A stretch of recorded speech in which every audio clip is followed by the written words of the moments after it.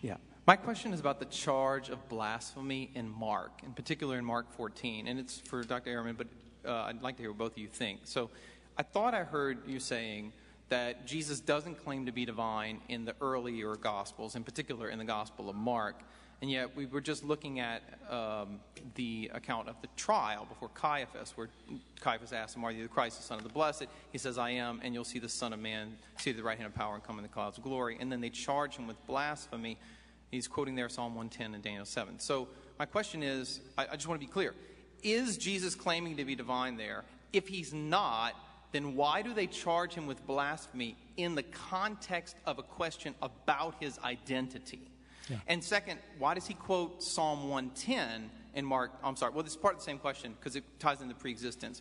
In Mark 12 and Mark 14, he quotes Psalm 110, which is the one psalm in the Old Testament that says, "Before the day star, I have begotten you." So isn't implicit preexistence there? So two questions in one, I hope. Sorry. My main question is he making a divine claim there? And if not, why the blasphemy charge? Well, no, it's a complicated question, and it really would take, for a detailed exegesis, it'd obviously take a very long time to do.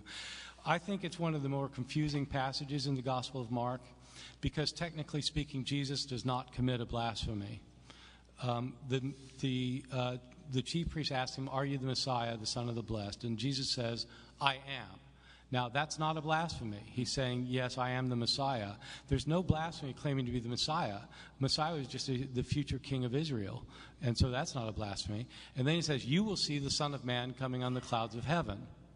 So that's not a blasphemy. That's just referring to Daniel, that you're going to see what Daniel predicted in Daniel chapter 7, verses 13 and 14.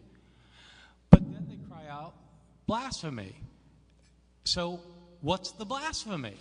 So there are a number of theories about this. One theory that I don't accept is that when Jesus says, "I am," he's claiming the divine name for himself.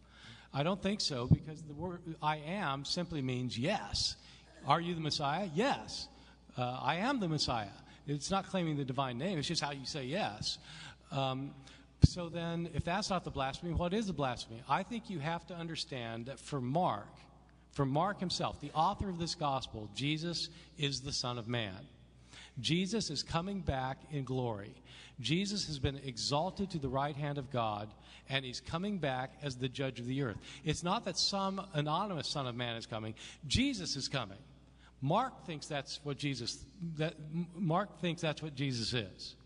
So when Jesus says, "You will see the Son of Man," Mark requires you to think Jesus is the Son of Man.